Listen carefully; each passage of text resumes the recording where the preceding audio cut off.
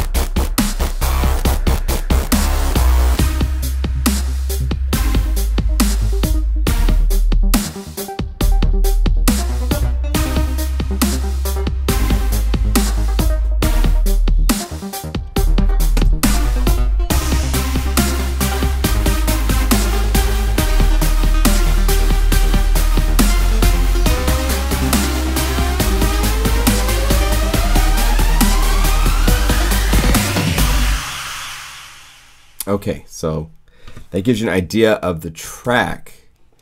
Now, before you set up and use Omnisphere, let me show you one suggestion. Omnisphere can play 8 parts. And in Logic, the way you would set that up is you would first load up an instrument. Let's say that's, here's a blank instrument. So let's load up Omnisphere on this. So you go to Instrument, Sonics, Omnisphere. Okay. Now, it's currently set right here in the MIDI settings to all, which means it receives and it plays It actually ends up only going to 1. And if I go to 2 and 3, these guys don't play. I can't use them yet. The trick is to then go over here and say 1. So this is only MIDI channel 1. And then you take the sucker and you go up to the track selection and you say new with next MIDI channel, which is control and return. So you can hit control and return. As you see, now each one has a MIDI channel assigned. So as I play them now, you see the numbers now start to blink in this Omnisphere track. So I've now set it up so I can play 8 different patches using one Omnisphere, which is far more efficient. If you were loading up 8 Omnispheres to play each one part, you're going to kill your computer really quickly doing it that way. Here you can use one Omnisphere to play 8 parts. The other part you need to do when it comes to automation of volumes, if you just turn on standard automation to volume, and let's say that we quickly click and we put some volume in here, right? It does this to everything. So if I go over here to MIDI channel 2 and I assign it to a different sound, just anything, and I go back and I hit play, it's also following that same controller for the volume, which stinks. It's like, wait, I want to have separate volumes for each track. I wish I could have different sliders controlling different things. I'll show you how to do that. Let's go over here and, okay, so you come over here to mix. I need to go to delete automation, delete all automation on the selected track. So let's delete that. So what you have to do is this. You have to click Omnisphere and call this up. Okay, so when you come over here to the multi page, this is where you see your 8 sliders. And you want to have access to each of these 8 sliders to change the volume. Because by default, like I just showed you, one automation of just standard volume on the track changes the entire plugin. So what you have to do is you have to come over here and you control click on each slider on the multi page and you say, I've already done it for here. So as you can see, they're all numbered and they're registered. All 8 of them are registered. This is ID 7. So if we go to a synth part and say that there's some part that you want to have, maybe you want the cutoff on a part. Let's say one of these parts that's got a filter. If you control click on this, it says enable host automation down here. And once you've done that, now when you go over here to your automation list in your sequencer, right there is part 2 filter cutoff. So you can set it up to where you can have any parameter for each of the different parts assigned to do automation inside of the sequencer. But you have to register it by control clicking on it and saying enable host automation. And after you've done that, you will now see, if I go back to part 2, you'll see that this doesn't say enable host automation. It says host automation ID is number 8. So it's already registered. Omnisphere is set up so that each of these 8 sliders are automatically done to host automation so that I can right off the bat, there's volume going all over the place on all these different tracks. But it's not volume as you would expect. It's actually, if we go to the sub, it's Omnisphere number 2 level. So the sub oscillator is, the sub bass is getting the automation. So that's one of the most important tricks for Omnisphere to set up. You want to do enable host automation to at least the 8 sliders. And if you want to do more, if you want to do panning, if you want to have access to any of these other controls, you need to control click and say enable host automation. And by doing that to each of these 8, 3, 4, 5, 6, 7, 8. By doing that, these are now all registered. So when I go to Omnisphere and I go to automation by hitting the A button and I go to this list, it's grown. It now has pan in the list. It didn't have pan a minute ago, right? That's because I've just put it in for each of the 8 parts. So now you can control pan of each of these parts through the song to have it change to different locations. So it's really important to understand how Omnisphere works. There are so many parameters, and they couldn't make it so that each of the 8 parts had all the hundreds of parameters, or else it would be a list of over 1,000 parameters. And there's just not room in the spec for the sequencers. They don't let you do that. They give you like, here, 255 slots. So you have to pick which parameters you want to have in those slots, and you get to pick. But by doing the first 8 volume, at least that lets you do volume, and that's all I typically do, because I'm just trying to show the patches. I'm using this differently than you will, because I'm calling up just the default patches and using them with only the mod wheel, and what other parameters are available when you're playing it. I don't want to trick these out. I'm not trying to trick anybody with any of these demos. It's about showing the sounds and how they can be used, and that kind of stuff. Okay? So there you go. There's one tip. So this is using dead cones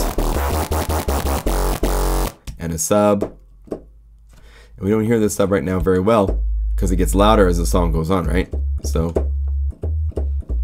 and Chaos Infant is a sequence part with the mod who bringing in effects.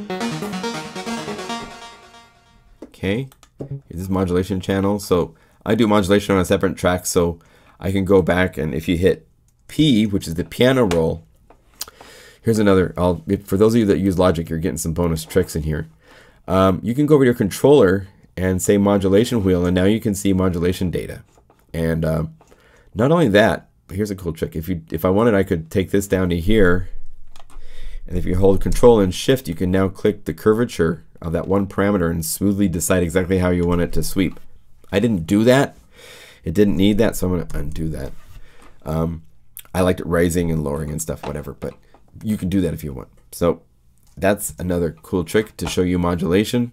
And if you don't have that enabled, go under View, MIDI Draw, and choose what you want to have it show you. You can even say pitch bend or note velocity. And now when you go to tracks, it will show you the velocity of everything that you're playing. So it's kind of cool. All right, so turn P off. There's the plug. There's cool effects. Here's this cool effecty sound called Carrion.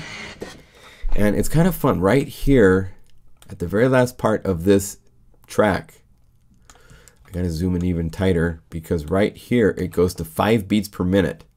Super slow, just for a second.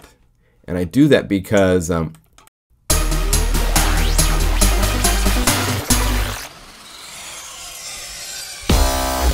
just holds it out and kind of like freezes it, so I didn't have to do any weird morphing effects. Just by doing the tempo change, it kind of tricked it out. So that was kind of fun. And then the second Omnisphere I used for all the phrasey kind of stuff, for the dubstep part, for this part. So if I back this up,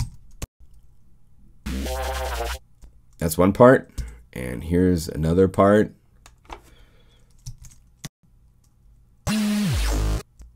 So if we play these two together, along with the bass, so you can hear it's taking 3 patches right now to play this part. You ready? So here we go.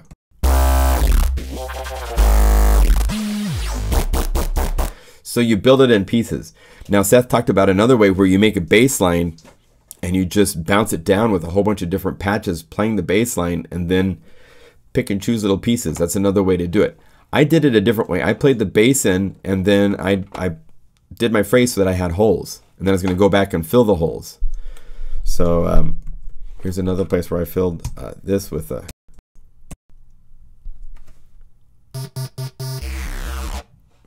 just that. So that's the kind of that's going on. It's a kind of basic track as far as, you know. Mega Macho Drums is doing a really cool drum part. By the way, this Ghost Island and some of Seth's, we're going to pull out MIDI files and the kits as a free gift to everybody with Mega Macho Drums, so that you can, especially with the Contact 5 version, you'll get the kits that we're using, because this is using the Contact 5 version, and I tricked out a few settings on some of the kit sounds. Even more so on Ghost Island, I'll show you in a second. But we'll include these MIDI files for the entire song, as well as snippets as grooves that are in the MIDI play folders.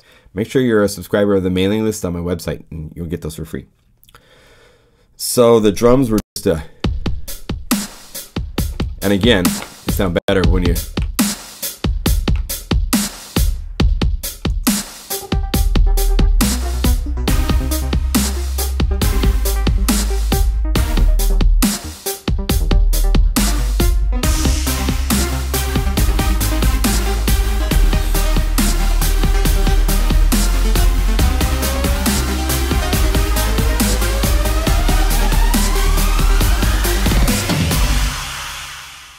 Okay, so I have latency in my voice.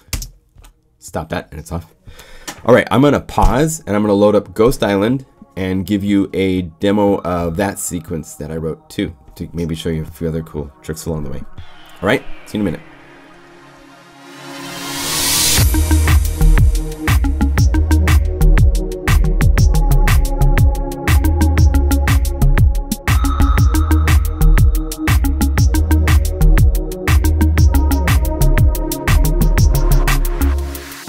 So this is the second demo. This is a demo song that I actually wrote while I was up in Washington. In the very corner of the upper northwest, there's a bunch of islands known as the San Juan Islands, and my wife's got a good friend that has a house on Guimas Island, and so I was up there and wrote this song. After the library had come out, we'd done the first video, and I needed a break, and I'd never been there. It's beautiful and inspiring, and here's some pictures you can see of my sunsets. I took pictures at sunset a couple times, sunrise, stuff like that. And so I started writing this song, and I got about halfway through it. But the MacBook Pro that I take with me and work with for scratching out ideas and stuff, it's not very powerful compared to the 6-core desktop that I'm working on right now. So I got about halfway through the idea. I didn't have this whole middle section or anything before I came home. And then I decided to change it to Ghost Island for the name, because Guimas Island, people won't pronounce it right and you don't know what that means. So anyway, it was originally Guimas Island Bounce, but now it's Ghost Island Bounce. So I'm going to play it. This is using Mega Macho drums, the Contact 5 version. Got a cool shuffle feel to it. And then Mega Macho drums from the Wave version is in here. And I just wanted to knock, so there's a high band, like all that low end is gone, because there's such a big sound from the bass part. This part, it's big, especially once it goes through the processing. I'll dissect this a little bit more after we're done. I will say this, that in the mix, what makes this thing sound really great also is the Universal Audio effects. I love Universal Audio. I own all of them. And the Fairchild is just incredible when you put it on the mix bus. So this is using, on the mix bus, it's using multi-band compression to control the low end, a Manley passive EQ, Fairchild, and then we wrap it up with the precision limiter, which does like L1 type, bringing up the volume and so forth. So, and I'm not pushing it super hard, and I have the total bus down just a little bit, and I'm going to turn this off so you can hear it the way it's supposed to sound. My voice just got a lot more, but that's because of the processing. So I'm going to kill the mic, play the track, and then we'll talk. So here we go.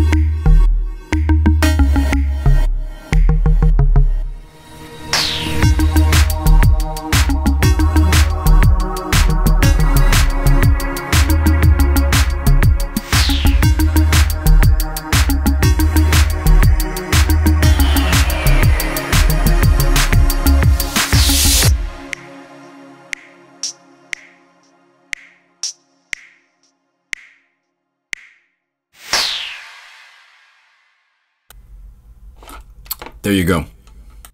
So that's Ghost Island. And this kit, the Contact 5 analog kit, I have certain sounds which have different processing than they normally have. So this kit and the MIDI file for this song will be on the website first week or so in August. I'll have that all up for you guys to check out.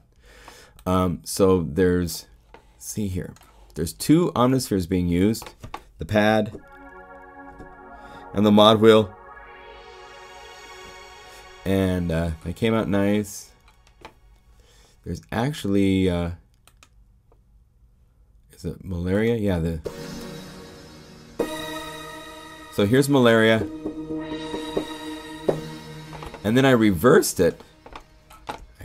What else? So if I solo this.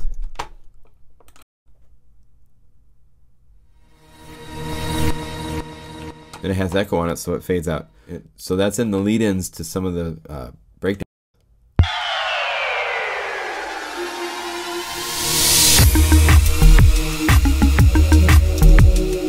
So it's in there.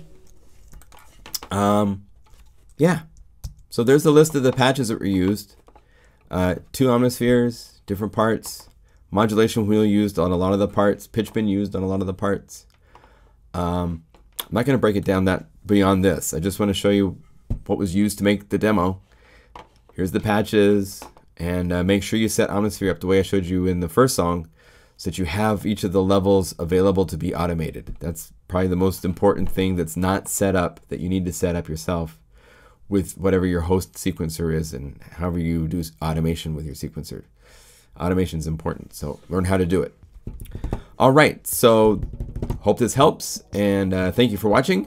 And please leave comments, rate, subscribe, go to my website, buy a library if this information means something to you, okay? And I'll see you in the next one, all right?